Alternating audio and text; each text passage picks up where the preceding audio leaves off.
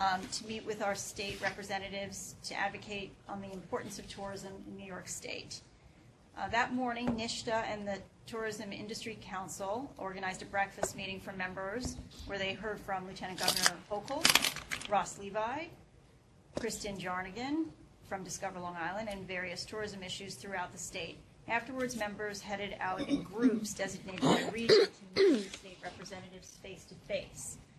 In particular, the Tourism Industry Coalition's agenda items this year were seeking $5 million for the matching funds program, supporting the allocated funds in the executive budget proposal for I Love New York funding, asking elected officials to look carefully at legislation that would add additional burdens to small businesses like campgrounds, ski mountains, and hotels, continued support for the New York State Film and Television Tax Incentive Program.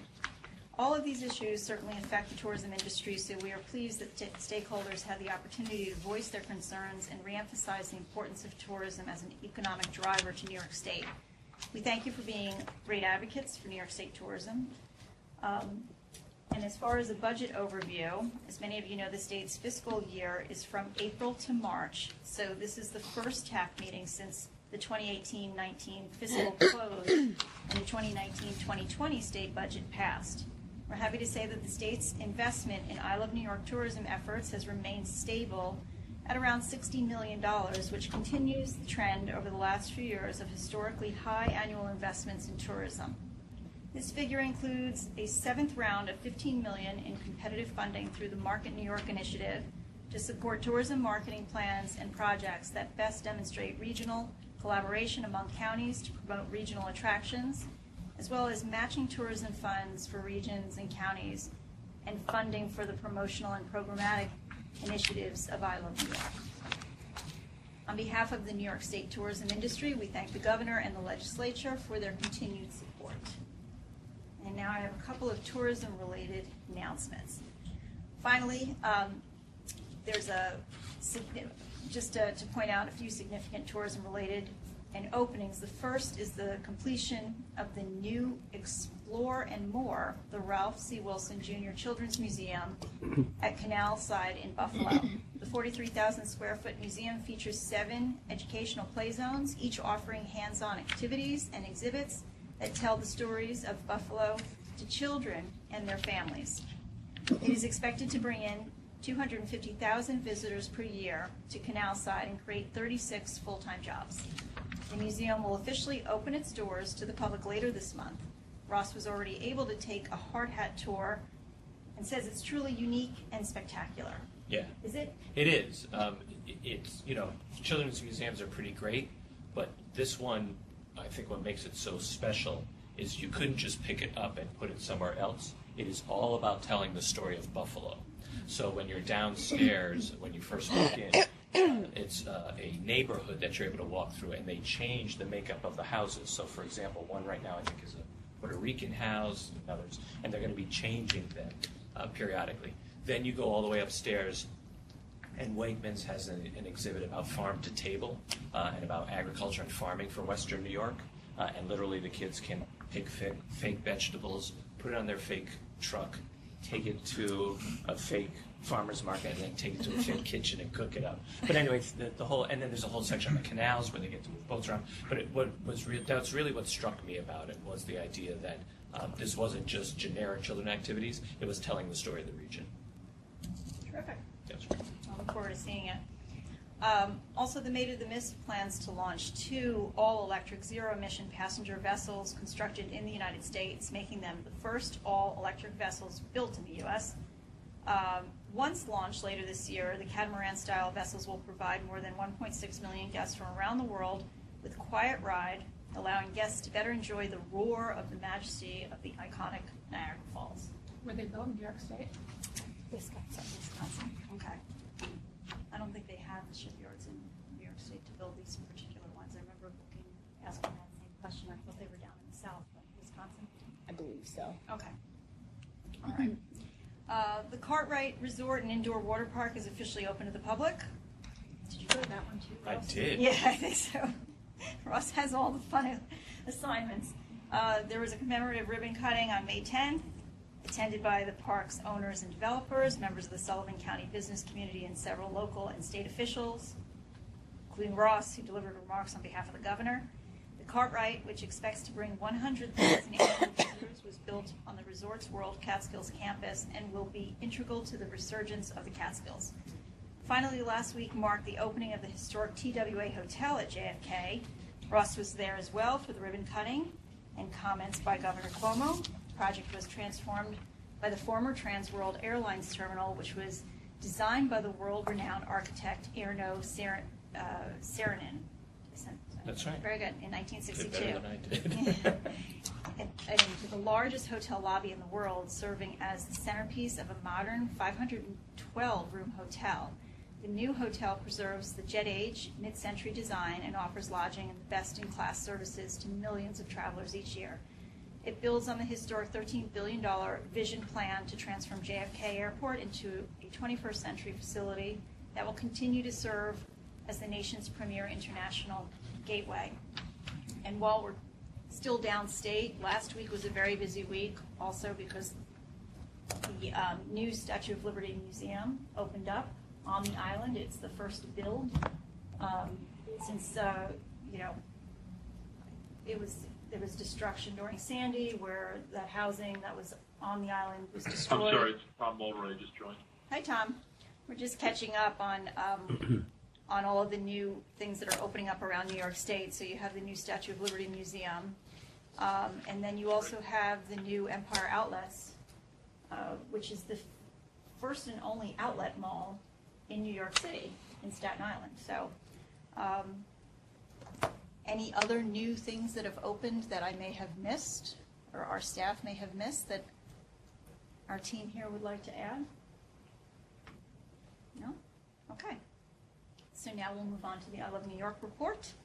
Ross Levi, will you please do the honors? I will indeed. Thank you. Hello, everybody. Happy spring, maybe happy summer. Feels that way. Feels like it. So this is this time of year is the equivalent of March for accountants, is what I always say. This is it. This is the time that we're getting ready for summer, which makes us very, very busy, which is good, particularly with a year with World Pride and 50th anniversary of Woodstock and lots of new openings that you heard about. It's the staff's excited and busy to get ready for a really big summer. This is also the time of year that we head to IPW, taking place in Anaheim, June 1st through the 5th. Markley and I will both be attending, joined by several New York State delegates representing various attractions and destination. When you put it all together, there's 4 different booths that are going to be representing New York State outside of New York City, plus a whole slew of others representing New York City.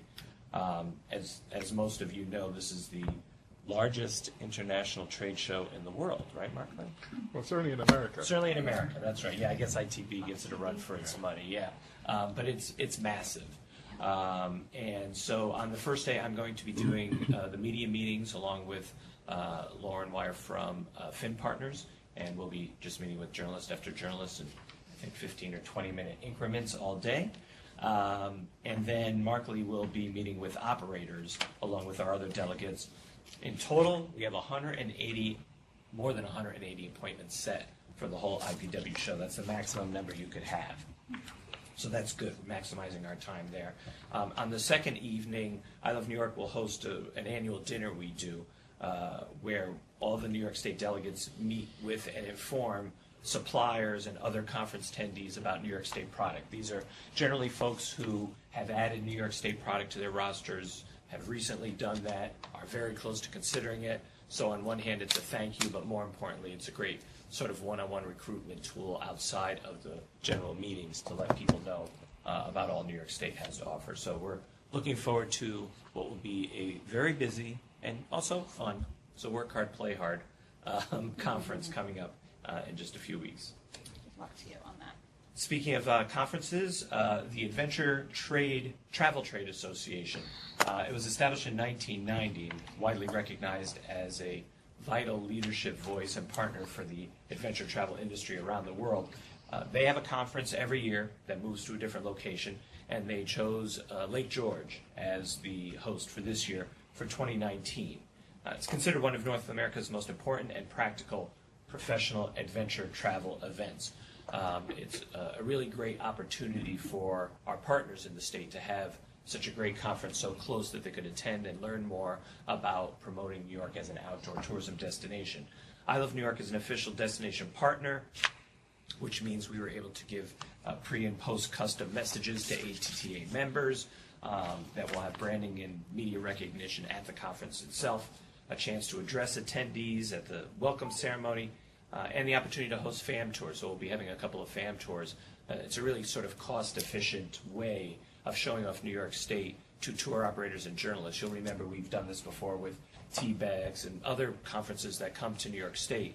It saves us the expense of having to bring these people to the state while they're here. We get to host them for these FAM tours around the state. We'll be showing off New York State as an outdoor tourism destination to the conference attendees.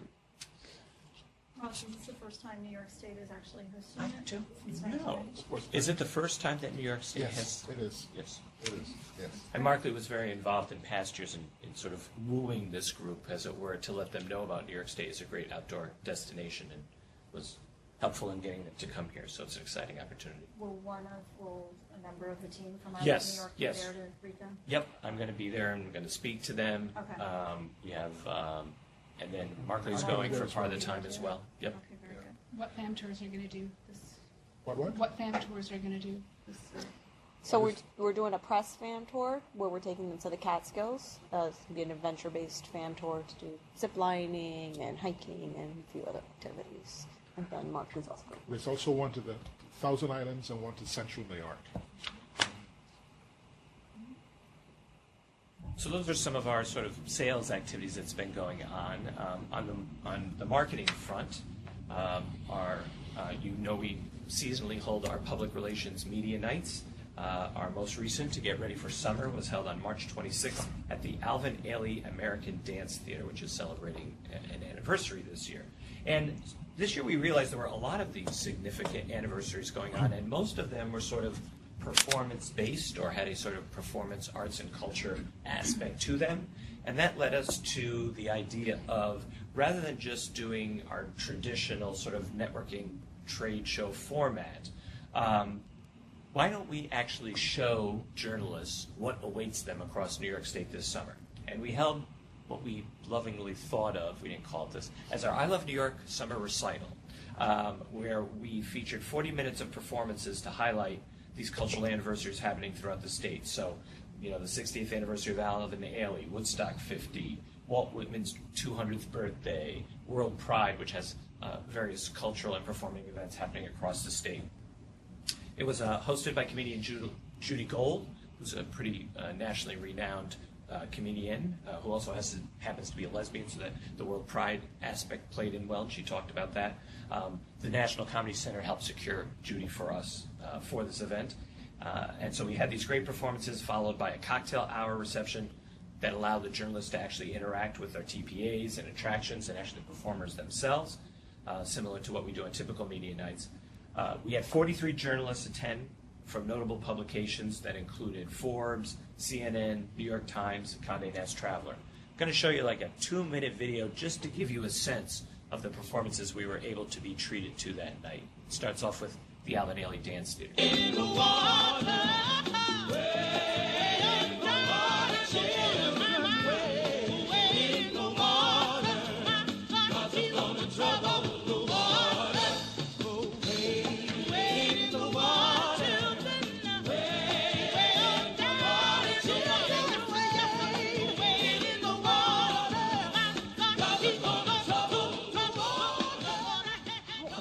was that?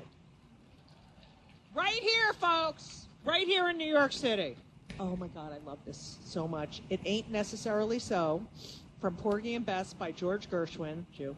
Please give a warm welcome to Lawrence Craig and Michael Fennelly.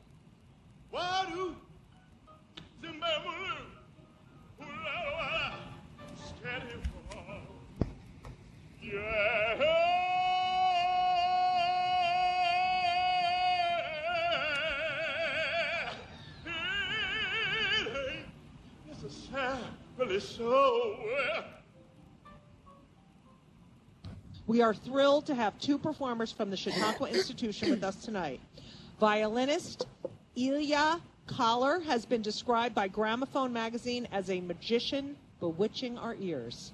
Violinist Olga Koller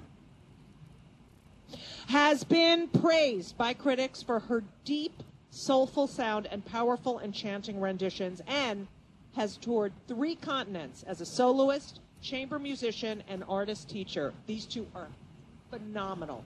Please give the Kollers a warm, warm welcome.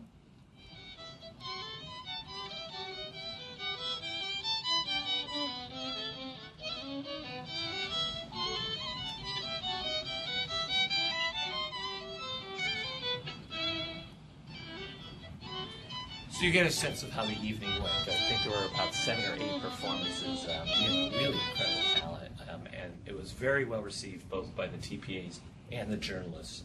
They really loved it, and I think for us, allows us to think about more unique formats that really can show off New York in a way that will be exciting and unique and new to journalists. So, of course, we're getting ready for our summer advertising as well. Our strategy for commercials has remained about the same as last year. So it's a mix of authentic spots that will feature the top-line must-see attractions and the more emotional spots that depict the number of memories that you and your family can make here in New York State. And like last year, we're trying to get on early in the season with sufficient time to affect consumer decision-making before the end of the school year. Currently, we already have some out-of-home running. You may have seen in New York City subway wraps that feature world-class New York City and upstate attractions. But stay tuned for more.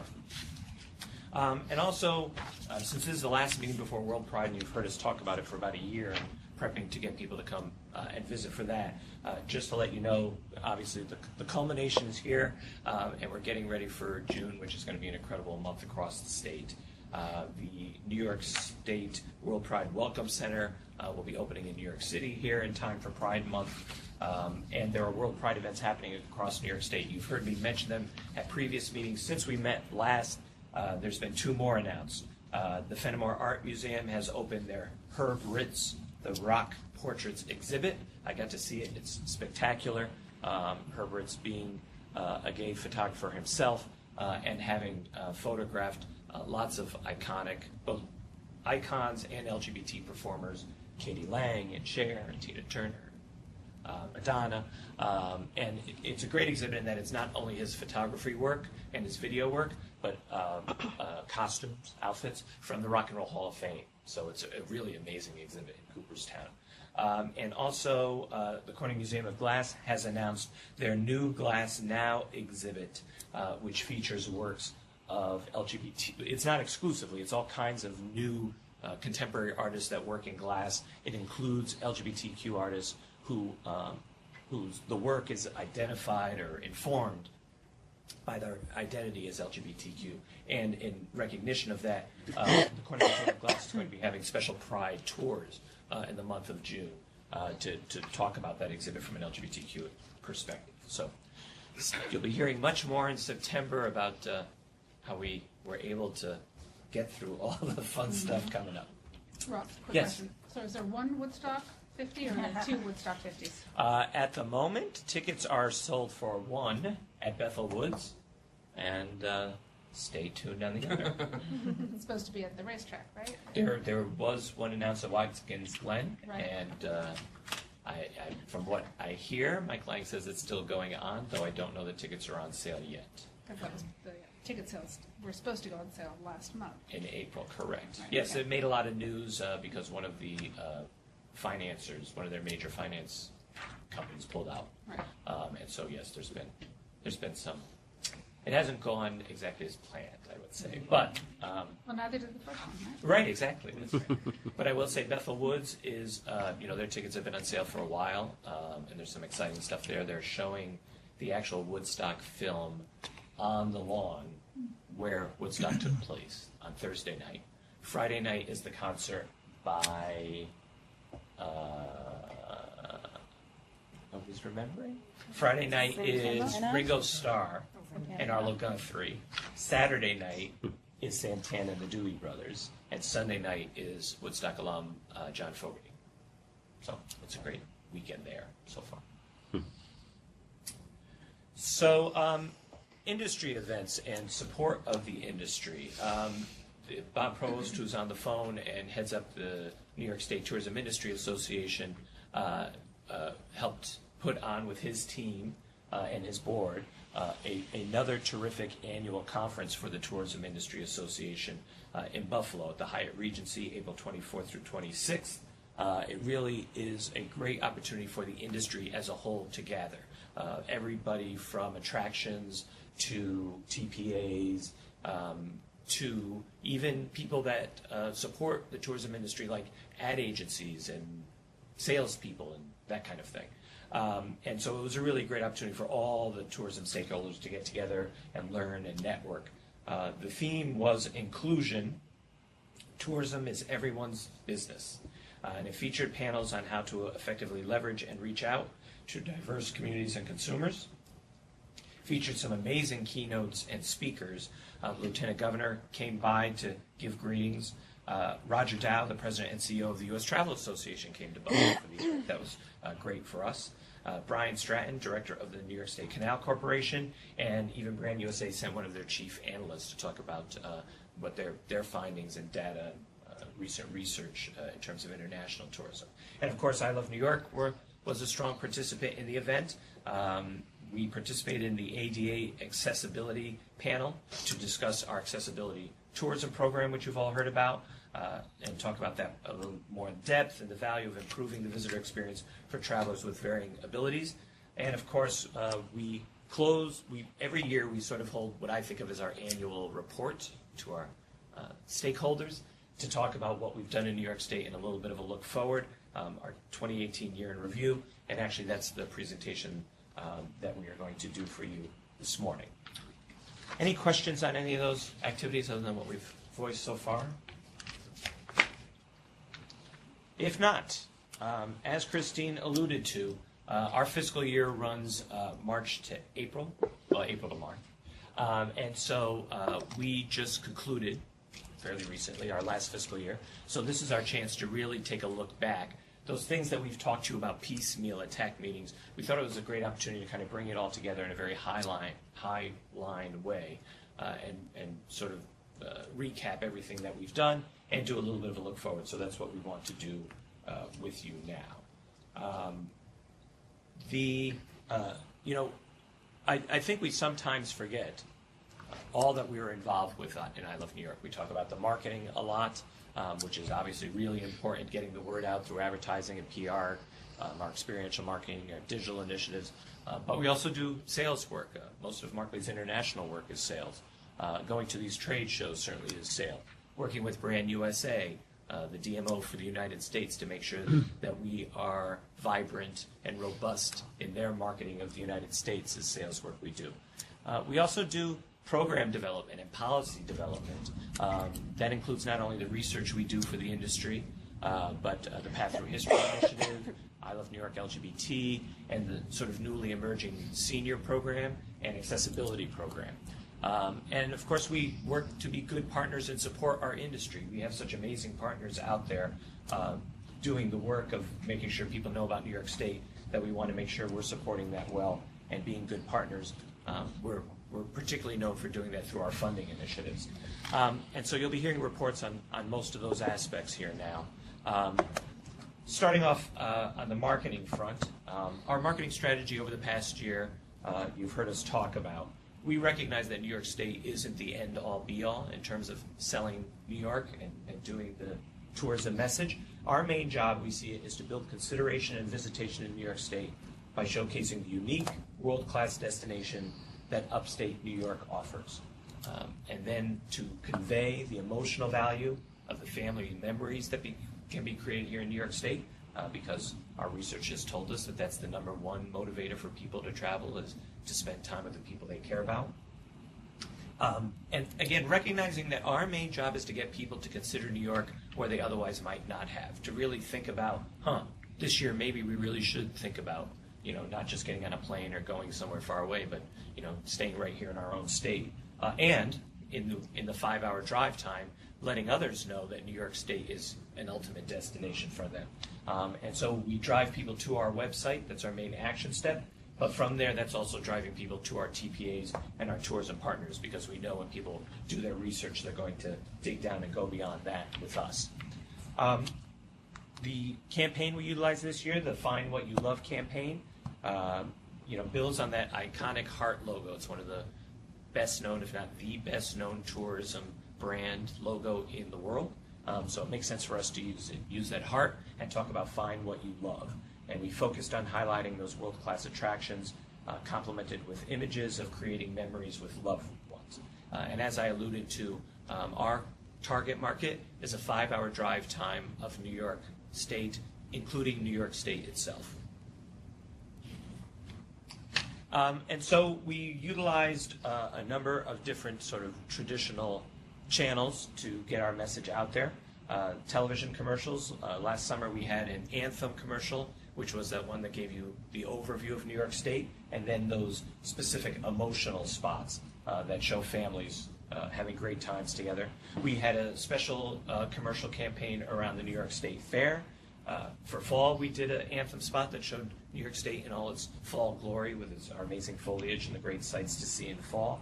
And then for winter, again, an anthem spot showing the unique spots, and then the emotional spot showing the families together.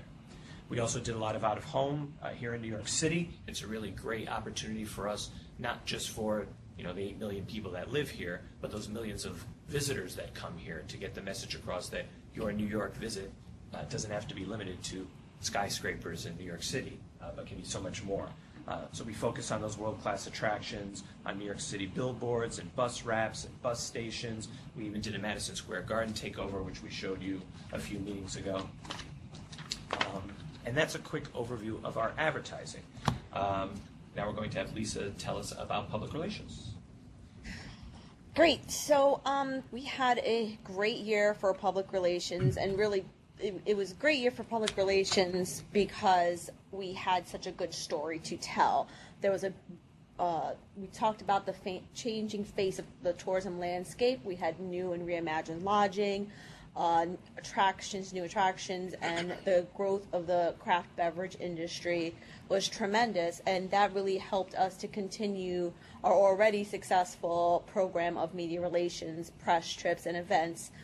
And it helped increase in the quality and quantity of publication placements and media attendance at all of our events. The biggest event being the one that Ross just spoke about, that was the final event of our fiscal year, our big performance and recital at Avenali. We had a number of new initiatives this past year, including a public relations workshop for our tourism partners at the NICEDIA conference, which was definitely very much appreciated by our partners, something we hadn't done in a while. We focused on we partnered with TBEX, which was a blogger conference with 650 bloggers, travel bloggers from around the world. We put together and hosted 4 fam trips, but all together, working with our partners at Visit Rochester and Break the Ice Media, we really helped with 9 fan tours, which covered every corner of the state. So we got those bloggers to see the entirety of the state. And then we also had our exclusive media event with Meredith Corporation, which publishes Travel Leisure, Family Circle, Rachel Ray, etc., a number of family publications, which was right on target for us. And they hosted us at their headquarters along with our TPAs to be able to have meetings with their editors throughout the afternoon. And all of this resulted in New York State destinations being highlighted in the top places to go in 2019. We had stories in Mike, Fodor's Travel, Frommer's Travel and Leisure, and Smarter Travel. So that was really kind of a perfect ending to a really great year.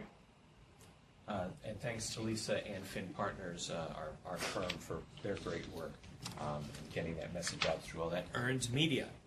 Used to be called free media, but it's not. It is earned, and they prove it. It's a lot of work. Our experiential team is headed up, of course, by Shanique, who's still fairly new on the job, though it feels like you've been here a while now. Some days it does. Good morning, everyone. So that success that Lisa was talking about certainly extends to the experiential marketing team as well. We did kind of tons of events across the state and outside of the state, but I'll just kind of focus on our three largest programs.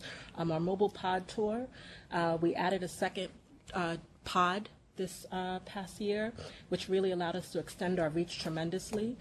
We attended nearly 40 major events across the state and outside of the state, and 21 of those events were new this year. We did some exterior changes, which really helped to kind of revamp both the look and feel of the pod, adding some digital activations that included VR and gift stations. Our second program was our activation at the New York State Fair. We went from 3,500 square feet of activation space to 25,000 square feet of activation space in the new Expo Center. And all of that was to promote tourism and really kind of drive this engaging experience. The theme of that year or last year was All Year, All Here, and so we did a 4 seasons vignette allowing any of the fair attendees to kind of see themselves in winter, see themselves in the fall, as you can imagine, and a lot of that came to life through key partnerships, both with other state agencies and other partners throughout the state. Our last program that I'll talk about here is the Welcome Center program, which I'm sure most of you are familiar with. In this past year, we concluded the final launch, so all 11 of the Welcome Centers that are a part of this program have officially launched, and I will turn it over to Kelly to play a video.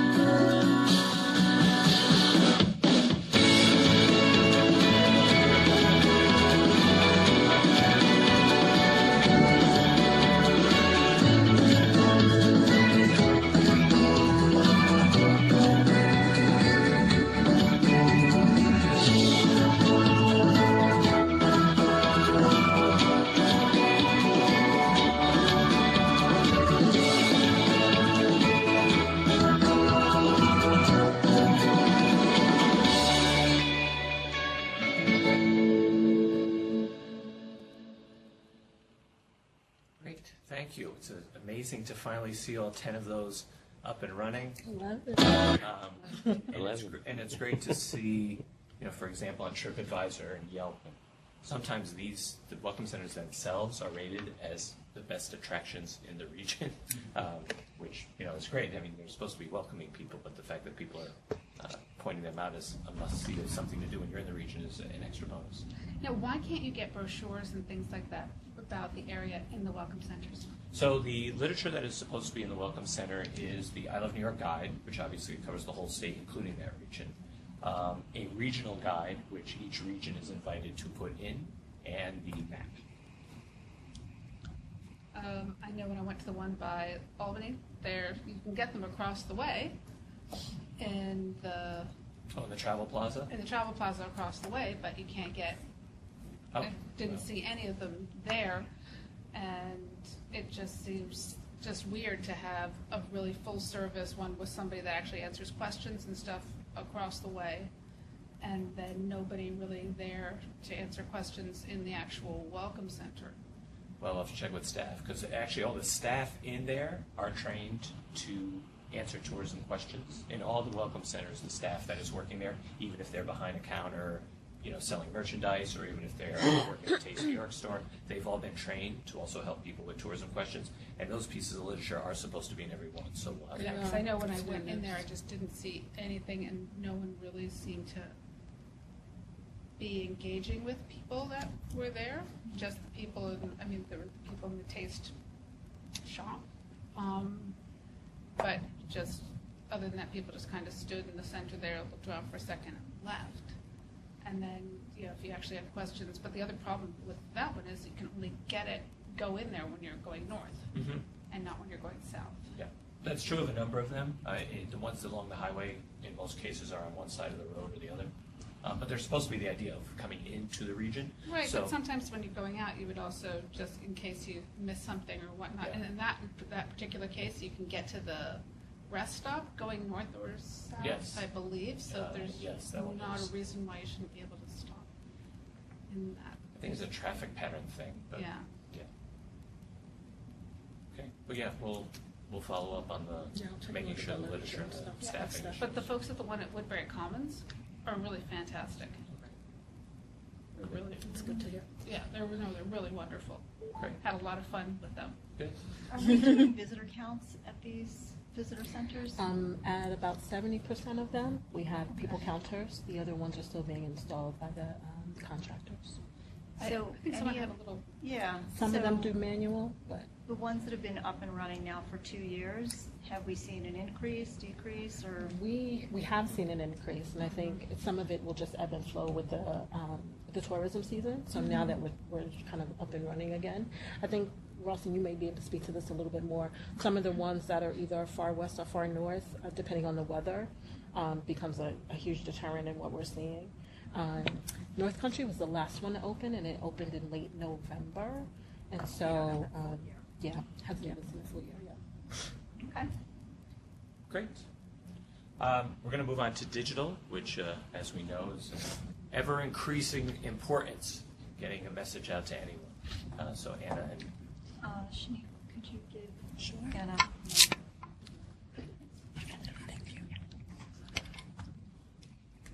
Thank you.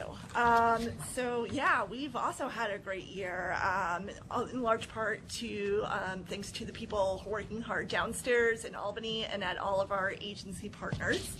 On our website, we have once again had a record-breaking year in terms of the number of page views and visits we've gotten. And we've also increased the engagement metrics, specifically with our editorial content, like blogs and longer form pieces that the team is writing. We launched a redesigned listings widgets to really let all of our assets shine and help people get to the things that they're looking for a little faster. We're constantly looking at ways that we can improve the user experience to help people connect with the things that they're going to be most likely to love and that it's going to move them across that consumer journey. One of the things that we've also been focusing on this year is accessibility. So it's not just about physical accessibility, but also website accessibility, making sure that people with all kinds of vision impairments or physical disabilities who require assistive technology to use the web are able to access things. We've partnered with a company called AudioEye who's doing a lot of back-end work on our website to make sure that happens, and training with our team as well to make sure that as they're adding content, they keep it in compliance. We've done the same across social media, so there's a little known feature on Instagram and Facebook where you can actually add captions to photos so that people who are on Instagram and are using an assistive device actually get a full description of what's in the images. UGC has been huge for us this year, so that's user-generated content that we get from people posting all of their great vacation photos on social media. We've seen a lot of engagement with that when we've embedded those on ilovenewyork.com pages. And we also had a successful campaign with an influencer family called the Bucket List Family, who we sent around the Adirondacks this past summer. Speaking of social media, we've increased the production of Instagram stories, which is actually one of Instagram's most popular features. We see actually a lot of people not even going to the feeds anymore, but just swiping through the stories. So we've had a high number of views. We've increased our retention rates. So people are not only looking at our stories, but they're actually engaged and staying all the way through and then swiping up to our website to learn more. We just recently launched a partnership with a company called Wibbits, and we work with a lot of companies with really fun names. And what Wibbits does is it lets us produce social first videos using the assets that we already have, like our photo library and video clips. And we'll show one in a minute, but just to get a sense of it. So we've produced these, put them on our social media platforms, and our fans have responded in a big way. We haven't put a single dollar behind promoting any of these videos, and we've already, on 5 of them, gotten over 135,000 views and over 11,000 engagements. So it's some of our most engaging content. So that's also going to inform what we're going to be doing in the year to come. We've also invested in our mobile app. Our award-winning mobile app now has a new feature that we've talked about in this meeting before called Discover NY. So we've basically Tinderized the way that you can use the app to discover new things to do and see in your state. So you can swipe right on things that you're interested in, left on things you might not want to do, and it'll give you suggestions for places that you should consider visiting both on this trip and future trips. And we've also integrated our editorial content and the virtual reality content into the app. So the things that you see on our website, those articles, we've integrated them into various regional sections to provide richer content. And we've really seen people gravitate towards that content, as well as virtual reality. So not only can you go see that in the pod as it travels around the state and actually many other states, but you can also have it with you on the go and look at it any time, and we've seen really high view-through rates on that as well. So Kelly is going to play one of our first Wibbits videos, which gives you a few reasons to visit Cooperstown, New York.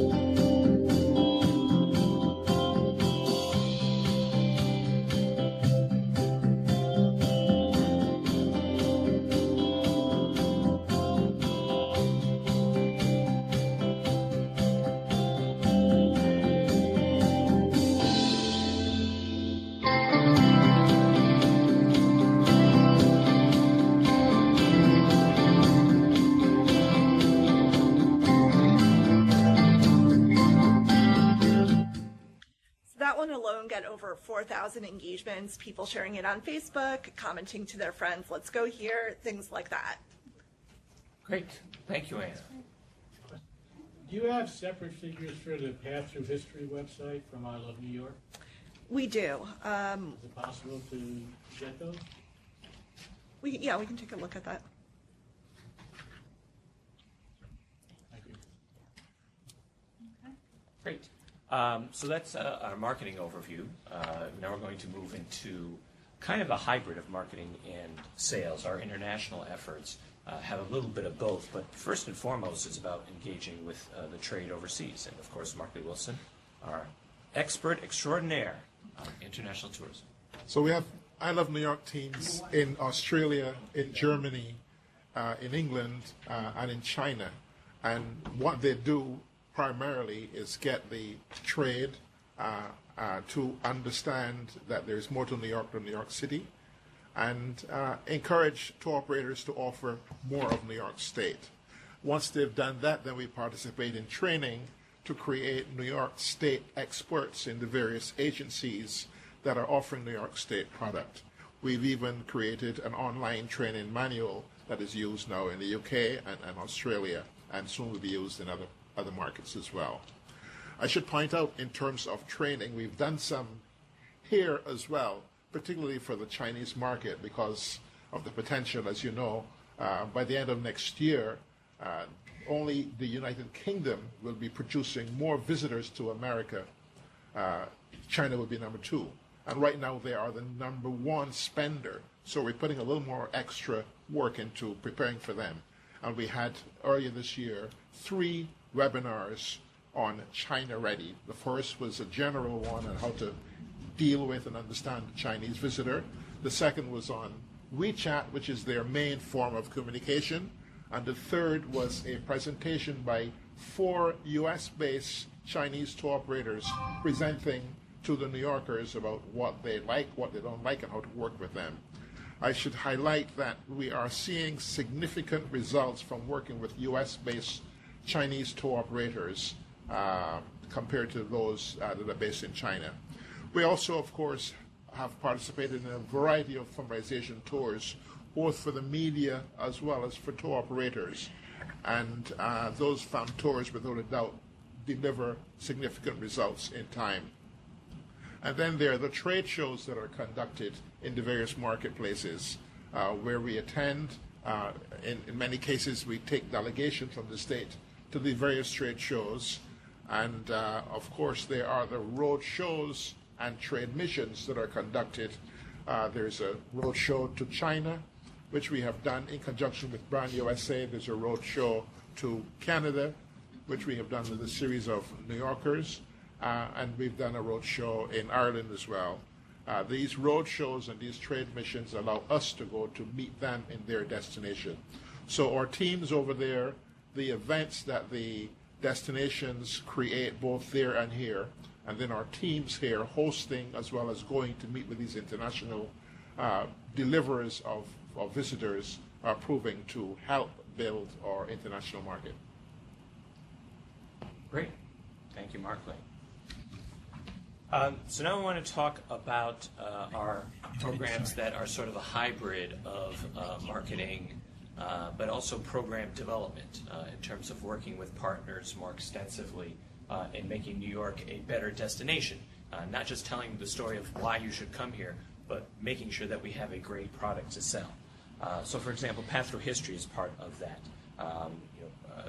For example, the state helping to spur the Path Through History weekends that take place across the state. We continued this year having 2, one in spring for Father's Day weekend and one in fall for Columbus Day weekend. We backed up that effort with some redesigned collateral and a brochure. Also, for the first time, created lawn signs that attractions were able to put out to assist with wayfinding for Path Through History events, and also to promote it in the weeks leading up to it as well. As people were driving around, they could see Path Through History Weekend and go to the website and find out more. We distributed branded stickers to help us figure out actually how many people are attending these events. We want to be able to measure it, and also as a promotional tool as well. We engaged in paid digital advertising for the first time around Path Through History weekends, where we actually did an ad buy to let people know that the weekends were going on. And overall, we saw the participation in terms of how many attractions were hosting Path Through History events increase since its inception in 2014. It's up 125% up through last year. And so that's a 13% increase in total event hosts year to year. So from 17 to 18, we saw a 13% increase. That paid digital advertising we saw had 1.2 million impressions, which was great to be able to get in front of that many people. 52 of the state's 62 counties participated in the spring, and 46 of the 62 participated in the fall. It's interesting that in our surveying of the attractions and asking them, how they want us to do Path Through History, that different regions favor the spring or the fall. It isn't necessarily uniform, that some regions are more popular per season, which makes sense as it kind of goes with their efforts. So it's one of the reasons we continue to do the 2 a year. You've heard us talk about World Pride, and just to, again, recap, we had kind of three main areas we've promoted to get people to think about not only coming to New York City to be a part of the amazing festivities that are going to happen here, but to realize that World Pride is a statewide event with events happening statewide and, in fact, just great attractions statewide so that you can really make your sort of dream LGBT vacation here in New York State. We began with an experiential campaign over a year ago now, reaching out to long-haul travelers literally across the world. We were in London, we were in Germany, we were in LA, and Atlanta, and Chicago.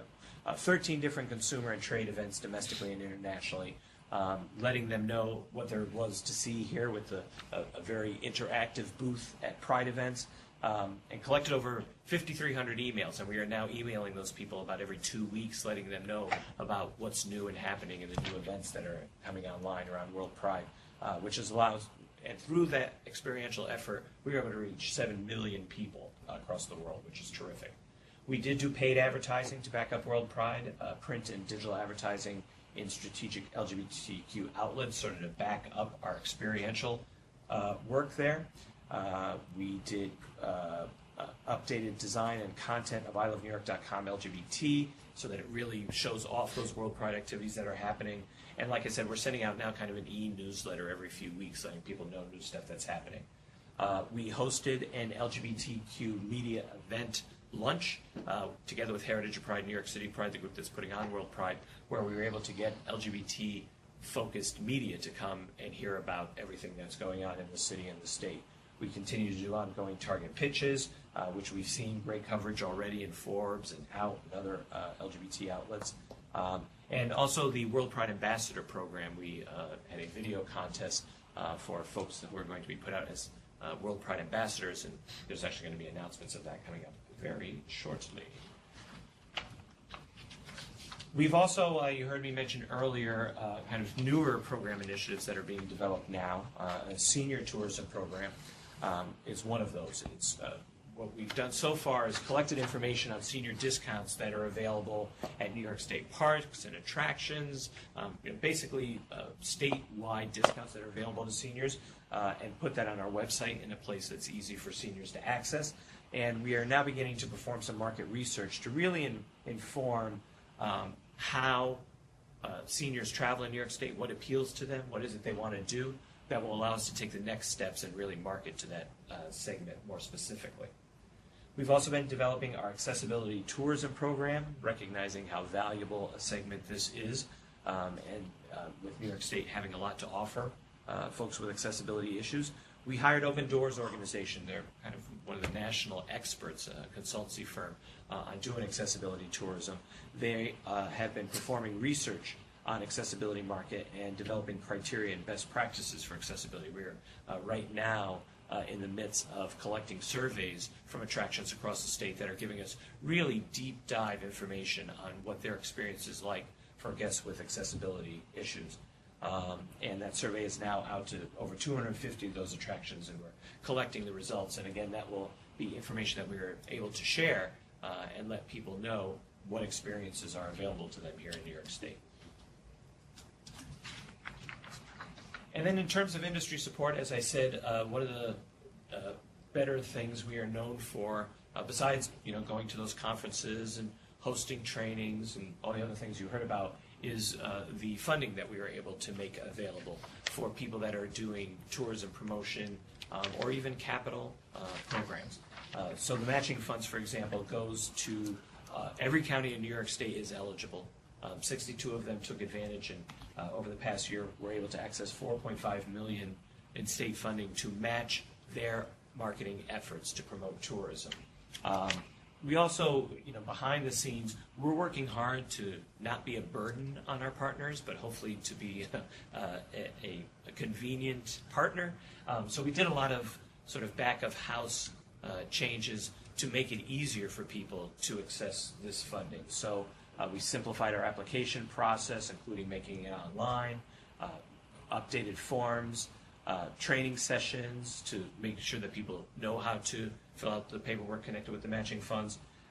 And we even did away with one of the reports. We realized that we collect reports regularly throughout the year now. There used to have to be an end of the year report, but we realized we have all the data, why ask for another report? So when's the last time you heard New York State do away with a report? We're very excited, but hopefully that'll be something easier for our partners. And Market New York, we know, has been going now for 8 rounds. And this past year, we were able to give away $15 million of awards to 60 projects. Those included marketing projects, so people that were doing various types of advertising, experiential, digital, all kinds of exciting initiatives to get the word out about New York State. $8 million for capital projects. This is literally brick and mortar stuff to make an attraction better or build an attraction in the first place. And up to $1.4 million to support World Pride Stonewall 50. That was a specific initiative in this year's Market New York. And $1.7 million for agritourism craft beverage projects. So overall, since the initiative was founded 8 years ago, $91.4 million has been awarded to 320 tourism projects across the state. So it's a very successful way that we were able to support partners across the state. That's the look back. And now what I wanted to do is spend just a few minutes doing a quick overview look ahead in terms of where we're heading for the upcoming fiscal year. Our advertising, of course, continues. The Find What You Love campaign has worked well and is still fairly new, so that will continue, again, with a mix of commercials and out-of-home advertising. For PR, we're going to be, as you heard, looking at our media nights and seeing how we can maximize those to really get press excited about attending, including sort of smaller niche events. It doesn't always have to be, the whole state being sold at one time to 100 journalists in the room. We're looking at opportunities to get people together in smaller, more intimate settings that you could have sort of deeper conversations about what New York State has to offer in particular subject areas or particular regions. We're also making sure our press releases will be appealing and easy to read for journalists and organizing those. For example, we used to do it by region. We're now actually looking to do it by topic. So that way journalists that are interested in a particular topic could easily find what they're looking for very quickly. And making sure that our media pitches are the best they could be, showcasing hidden gems like craft beverage or history attractions, to really make sure that's what journalists are telling us. More and more what we want to know is what's new and what we otherwise wouldn't know about. And so that's very important in the work we're doing for our earned media. For digital, again, the behind-the-scenes functionality is sometimes as important as our initiatives to get word out. So one that is doing both of those functions is making sure that our database, which kind of drives everything, if you're going to be listed on ilovenewyork.com, if you're going to be on our mobile app, it all is driven from how you appear on our database. So we're going to make sure that the listings there are as consistent and as compelling to consumers as they can be. And Ann and I and others are working with our partners in the TPA world to make sure that those listings are really crisp and clear and compelling to consumers. We're continuing to improve our website usability and investing in top-performing campaigns and editorial. Content is king, is what they say now in digital. So we're making sure that we have a lot of new material for people to digest on our website. We're exploring new ways to reach our audience on social media. If you haven't seen our TripAdvisor profile, make sure to check that out. We're also implementing a partnership with CrowdRiff. That's to create user-generated content, which we know performs really well. That it's not just the professionals, the paid people that are making content, but it's actually users, which has a lot of credibility with the digital world. And creating more digital-first video. Because we know video performs really well. And it's something that folks want in their digital experiences.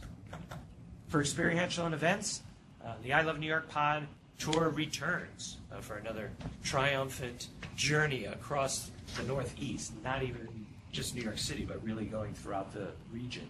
Over 40 events and one of the improvements to the pod this year is to make sure there will be a dedicated area for New York State travel conversations.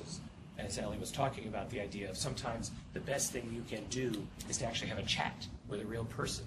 So our brand ambassadors are going to be trained and have a specific area in the pod so that for those folks who want to do more than just do the trivia contest, that they could actually have a more in-depth conversation. We're, again, sort of functionality improvement to make sure that the I Love New York Experiences portal will migrate with the main I Love New York website so that there can be a seamless transition between the two in terms of the data there. And we're working with our partners in the Department of Ag and Markets to bolster and support the marketing efforts happening at the Welcome Center through the pods as well. For our segment work, you heard the idea that the accessible tourism information based on those survey results that are happening, we hope will be able to share it with consumers very soon in the upcoming year. We also want to provide our tourism stakeholders, TPAs, attractions, and others, with sort of best practices and guidelines to encourage better visitor experiences for people with differing accessibility needs. So it won't be just sharing the information of what we have, but helping to make New York State a more accessible place for everyone.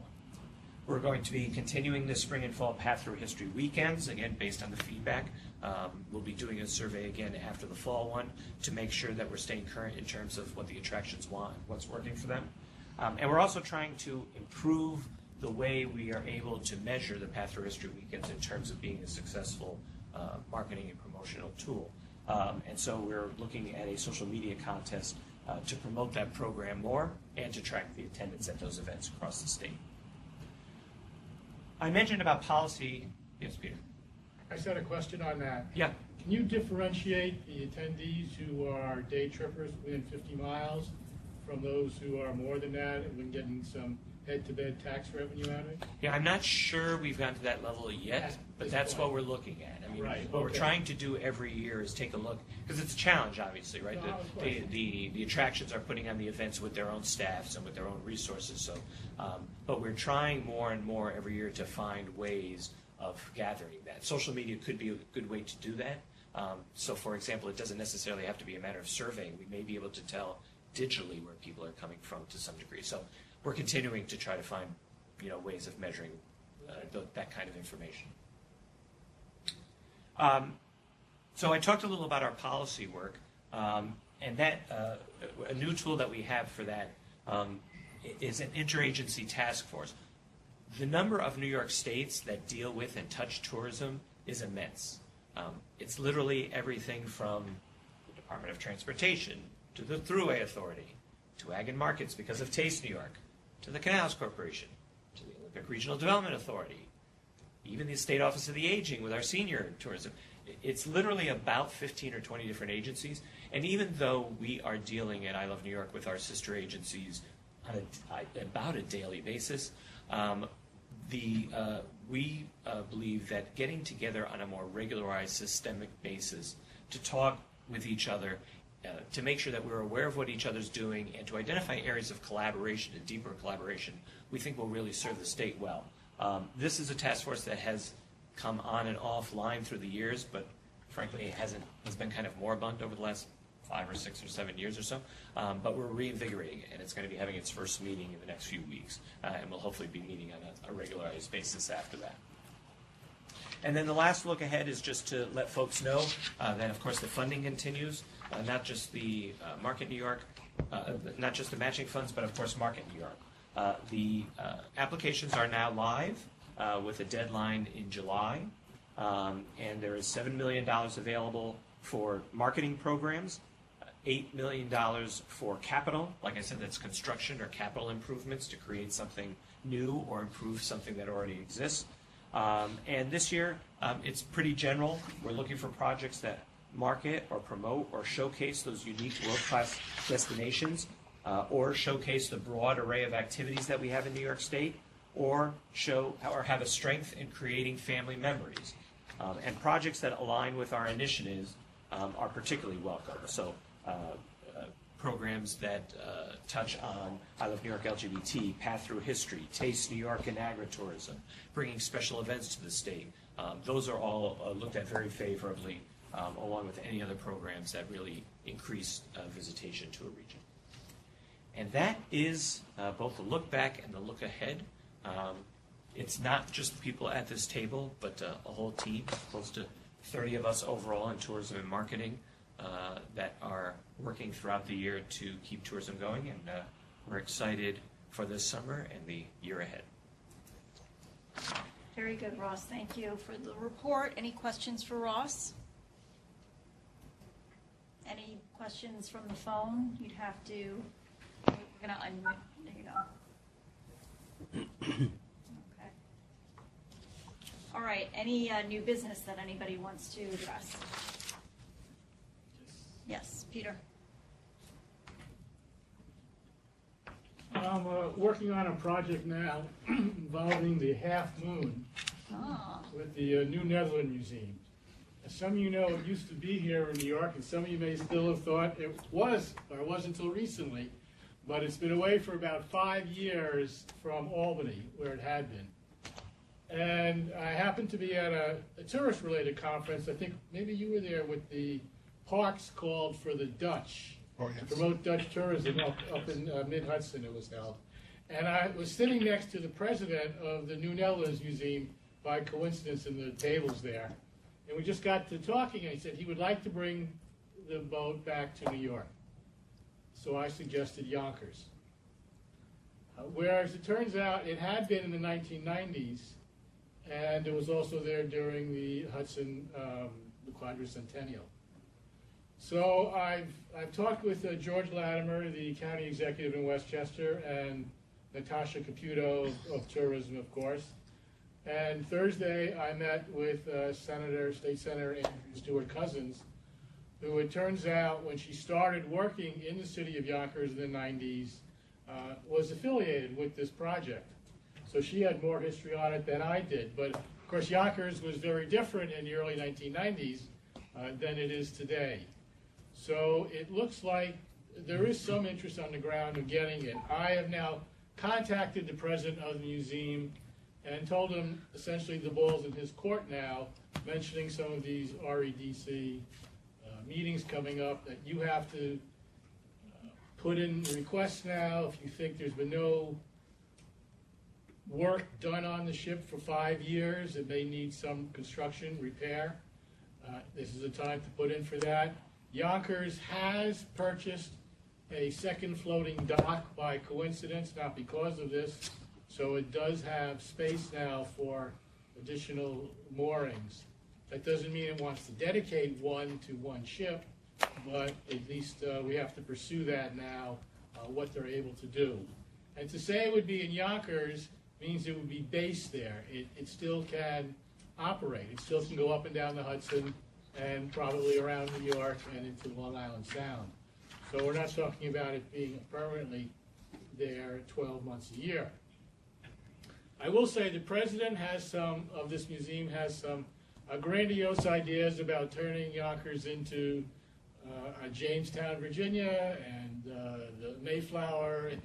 I don't know if we need to go that far, but I think this would be a great asset right by the train station, convenient for New York, educational values. If the Sing Sing Museum takes off, as it probably will, and they put in dock facilities there in Ossining, now you have day trips from Manhattan that can cover both, or train trips from Manhattan that could easily go to both. So there are a lot of possibilities. It's nothing definite yet, but I just wanted to make you aware of this effort. If you had any thoughts or suggestions, I'd certainly be willing to listen to them. So that's what I have on that. Another thing I'd like to mention is the American Revolution 250th. Now, Devin Lander, the state historian, has started to convene some regional meetings. We have one coming up in New Rochelle. I've suggested Francis Tavern host one, which I think he agrees to. So it's very early stages right now. The revolution ends in New York City on November 25th, 1783, with Evacuation Day. And we've already renamed Battery Park Evacuation Plaza as part of that, well, separately actually from that. So there are a lot of things going on, not just focusing on July 4th, but on an ongoing basis really right through 2033 that take place in New York, many of which are upstate as well. So there are a lot of potential tourist opportunities and repeat business. Because one approach may be, and we just talked about it, but not definitive, to focus on each year, what happened in each year. So Saratoga was 1777, so that'll be 2027. So it's all in the early stage. I guess you've had some contact with Devin already about this? Yeah, he's had some meetings that we've been a part Yeah, of. there have been a few of them Yep. already. Yeah. So now he's trying to go out from the states to get to the stakeholders. Yep. And speaking of July 4th, we have our July 4th parade in Lower Manhattan, which begins at the Battery with the Veteran Corps of Artillery firing cannon. And we need some help in how to sort of raise its awareness, to make people more aware, particularly families as well as tourists. That is, the families who live down there. So if you have any thoughts on that, I certainly would appreciate that. We definitely should make sure it's in the, if it's not in the database, we should make sure it's in the I Love New York database as an event. Because, like I said, that powers not just the I Love New York website. Okay, but I the don't know mobile if, app. you know, what would, yeah, it's kind of small scale right now. We get some money from the Howard Hughes Corporation and Downtown Alliance, but we're not too big on the promotion. Okay. Trying to this year to do that, but I Love New York is certainly one. Yep. Thank you. Great, thank you. Randy? I have a thought. A little bit picking up on what you were talking about, Peter, but also relating to Path Through History and a number of other things that you've been deeply involved in now for quite a while, and that is some way of linking U.S. presidents and presidential history with the state and the tourism attractions opportunities. You know, you've got Teddy Roosevelt's house in Nassau County and down in the 20s. You've got FDR's house on 65th Street, Hyde Park. Buffalo. To say the least. We could celebrate the fact that New York State produced in the 8th President of the United States the only non-native English-speaking president in its history, because Martin Van Buren was a native Dutch speaker, kind of cute. But, and one of the more interesting things, and this is really what prompts this thought, is I think it was a month ago, I went to the celebration of the restoration of the Tower of Victory in Newburgh.